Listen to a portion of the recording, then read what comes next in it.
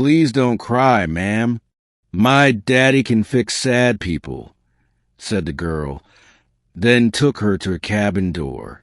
The rain was falling in fine silver threads, soaking the thin wool of Eleanor Price's coat.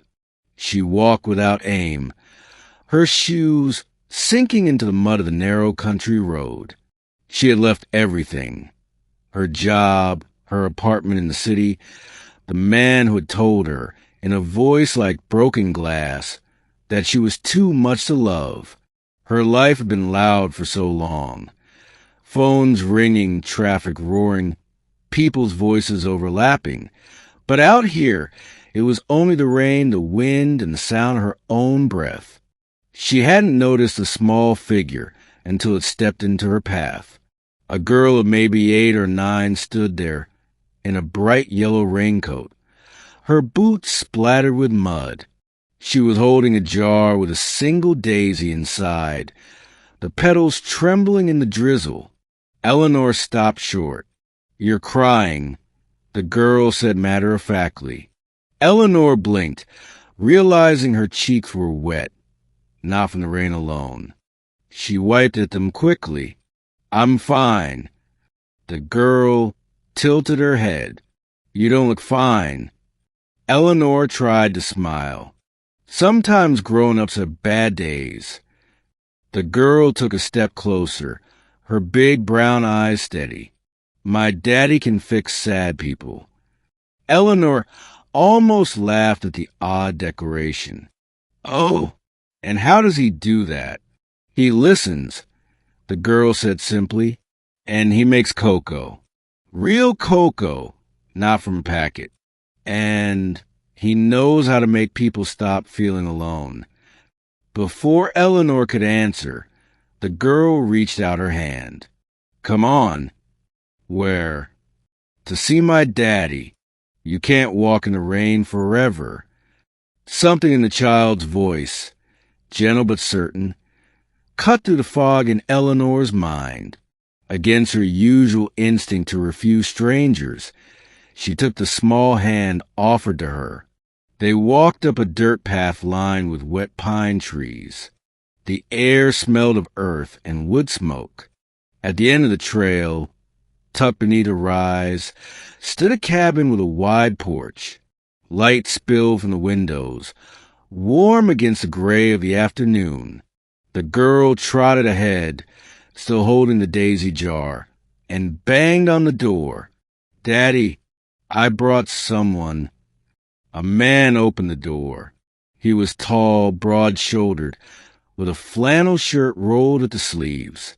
His hair was dark, with just a trace of silver at the temples, and his eyes were the same warm brown as his daughter's. He looked from the girl to Eleanor, taking in her soaked coat, her muddy shoes, and she realized with embarrassment the red rims of her eyes. "This is the sad lady," the girl announced. The man's gaze softened. "Is that so?" Eleanor opened her mouth to protest, but he stepped aside, motioning her in. "Come on in, ma'am. You're freezing." The cabin was all wood and warmth. Shelves of books, the smell of something baking, the low crackle of fire in the stone hearth. The girl hung up her raincoat, then disappeared toward the kitchen.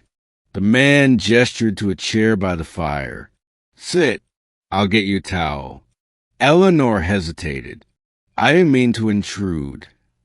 "You're not intruding," he said, with the quiet certainty of someone who meant it. When she sat, the heat from the fire seeped into her bones. He handed her a towel, then went to the kitchen, where she heard the clink of mugs and the sound of milk being poured. The girl returned, carrying a plate of cookies. "Oatmeal," she said proudly. "Daddy made them."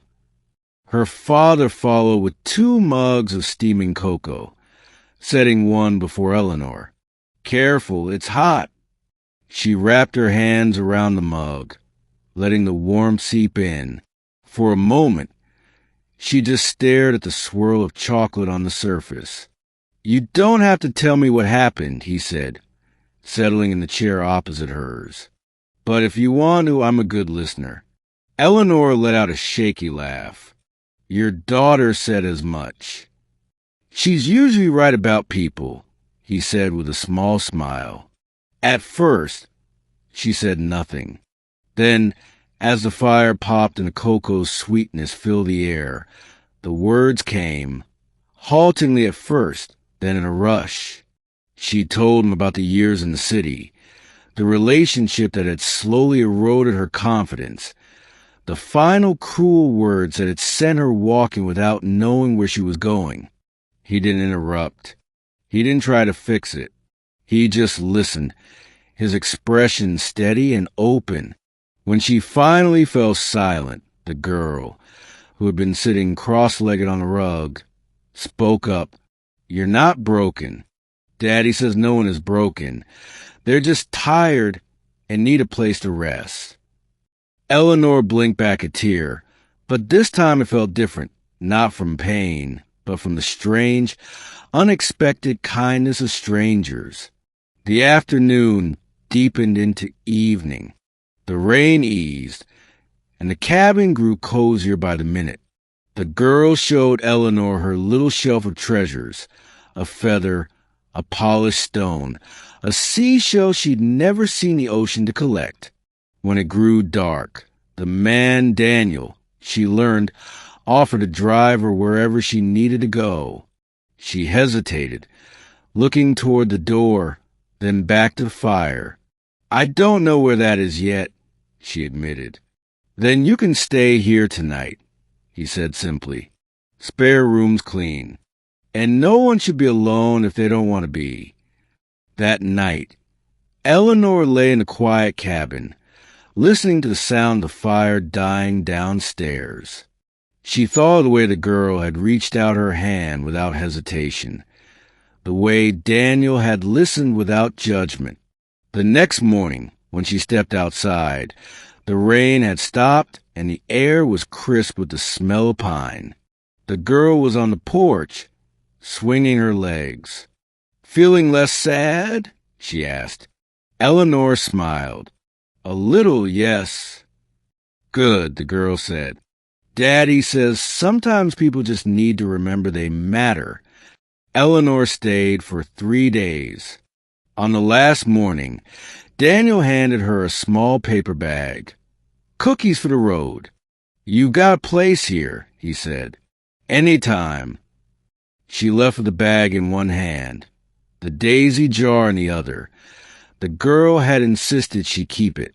Months later, when she returned, she wasn't crying anymore. But the girl still ran down the path to meet her, and Daniel still opened the cabin door with that same steady warmth. And in the quiet of the mountains, she began to believe she might not be sad forever.